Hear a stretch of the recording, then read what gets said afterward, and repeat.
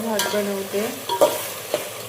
त्याच्यात मटार, पनीर, कच्चा मसाला, आले लसूण पेस्ट, कांद्याची पेस्ट, कांदा भाजून घ्यायचा, पेस्ट करून टाकायची,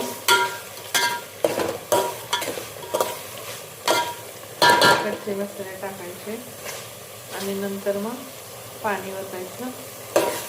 पाण्याला उकळी आली नंतर तांदूळ घालून घ्यायचे।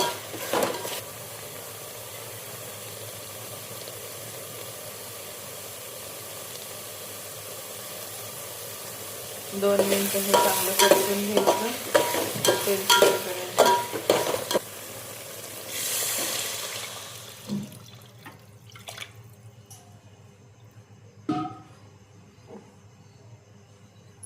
इथे पाणी ओतलंय, नंतर ह्याला चांगली उकळी फुटली की मग आपण धुतलेला तांदूळ टाकून घेऊ। चवीपुरतं मीठ घालू।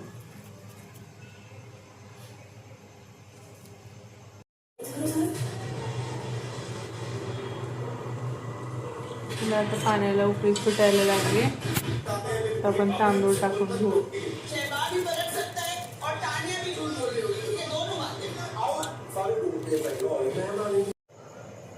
आता एकदा चांगला हलवून घेऊ सगळीकडून आणि त्याच्यावर ताट झाकू आणि 10 मिनिटासाठी वाफ काढून घेऊ। आहे रेडी, झालेला आहे भात तयार। आता आपण याला डिश मध्ये सर्व करू।